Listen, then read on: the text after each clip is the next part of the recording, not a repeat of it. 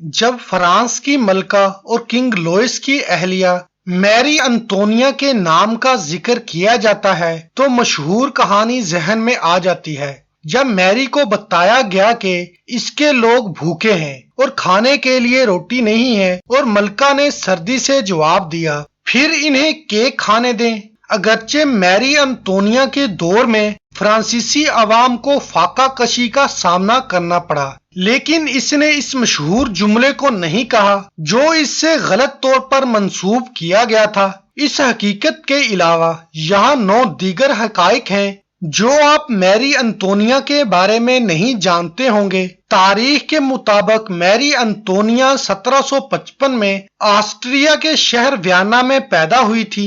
میری انطونیہ رومن شہنشاہ فرانسس اول اور طاقتور ہیبسبرگ امپریس ماریا تھریسا کی 15ویں اور آخری اولاد تھیں۔ 7 سالہ جنگ کے نتیجے میں سامنے آنے والے 2 محراب دشمن آسٹریا اور فرانس کے مابین ایک نیا اتحاد مضبوط کرنے کے لیے آسٹریا کے شاہی خاندان نے پیشکش کی فرانسیسی تخت کو ممکنہ وارث کی سب سے چھوٹی بیٹی سے ڈوفن لوئس آگسٹ کی شادی کر دی جائے۔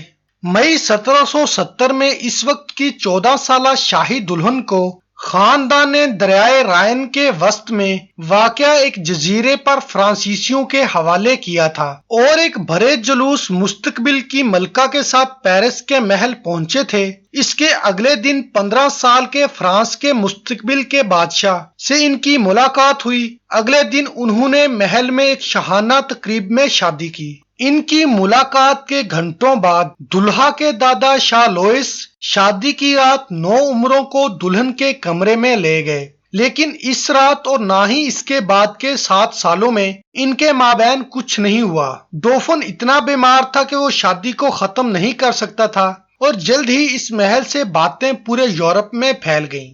آخر کار 1777 میں ماریا تھریسا نے اپنے ایک بیٹے شہنشاہ جوزف دوئم کو اس معاملے میں مداخلت کرنے کے لیے پیرس بھیجا۔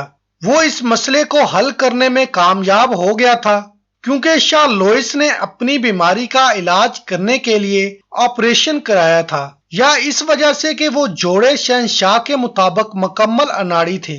1 سال کے اندر میری انطونیہ جوڑے کے 4 بچوں میں سے پہلے میں حاملہ ہو گئیں۔ فرانس کے ملکہ کی حیثیت سے اس وقت لوگوں سے نفرت کرنے والے لوگوں کے برخلاف میری انطونیہ نے ملک میں اپنے ابتدائی برسوں میں لوگوں کو دلکش بنایا۔ جب پہلی بار فرانسیسی دارالحکومت میں 9 عمر میری انطونیہ نمودار ہوئی تو 50,000 پیرس باشندوں کا ہجوم اس قدر مشتعل ہوا کہ بھگدڑ میں 30 افراد ہلاک ہو گئے۔ میری نئی کتاب میری انطونیہ کے ہیڈ ول بشور نے اس بات کا تذکرہ کیا ہے۔ شاہی ہیئر ڈریسر لیونارڈ اوٹیئر اینٹی کشش شکل بالوں کو سٹائل کرتے ہوئے ملکہ کا ایک قابل اعتماد ملازم بن گیا تھا۔ وہ ہیئر سٹائل جسے وہ ہوا میں تقریباً 4 فٹ اوپر اٹھاتی تھیں، اوٹیئر نے ملکہ کے پھیلے ہوئے بالوں کو پنکھوں اور زیورات سے سجایا اور ایک بار اسے فرانسیسی جنگی جہاز لا بیل بل کے نمونے سے بھی سجایا تھا۔ اگرچہ فرانس بھر میں کسان بھوک سے مر رہے تھے، میری انطونیہ نے پیٹ ہماؤ تعمیر کیا تھا۔ اس کی جھیلوں، باغات، جھونپڑیوں اور ملوں کے ساتھ ایک آٹو پین مینوور تھا۔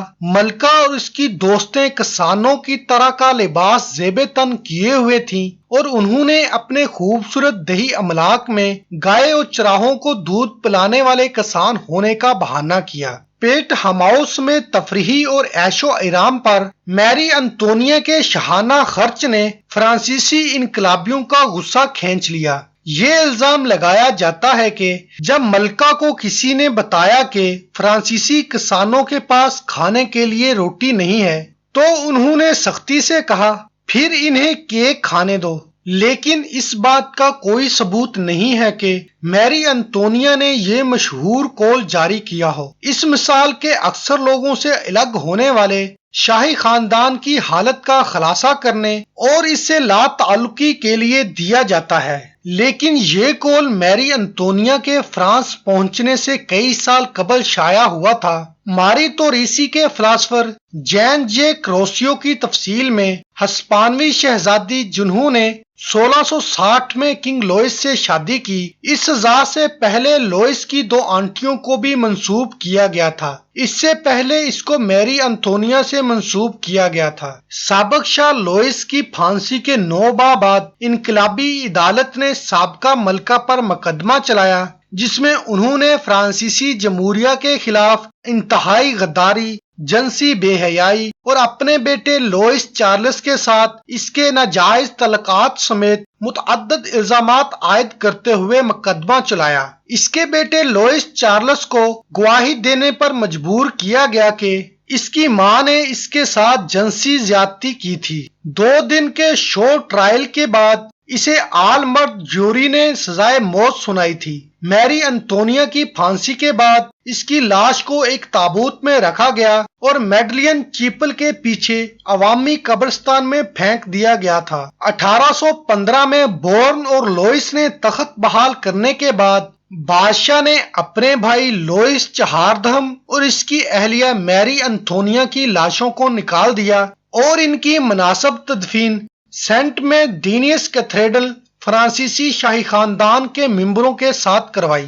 جب سن 1788 میں امریکی انقلاب کے سابق فوجیوں کے ایک گروپ نے شمالی مغرب میں مکسنگھم اور اوہایو ندیوں کے کمپلیکس میں پہلی مستقل آبادکاری قائم کی تو وہ فرانس کی عزت کرنا چاہتے تھے، جنہوں نے انگریزوں کے خلاف جنگ میں امریکی محب وطن لوگوں کی مدد کی تھی۔ چنانچہ انہوں نے فرانسیسی ملکہ کے نام پر ایک نئی برادری کا نام ماریٹا رکھا، یہاں تک کہ انہوں نے اسے ایک خط بھیجا جس میں اسے بطور تحفہ شہر میں عوامی مربع پیش کیا گیا تھا۔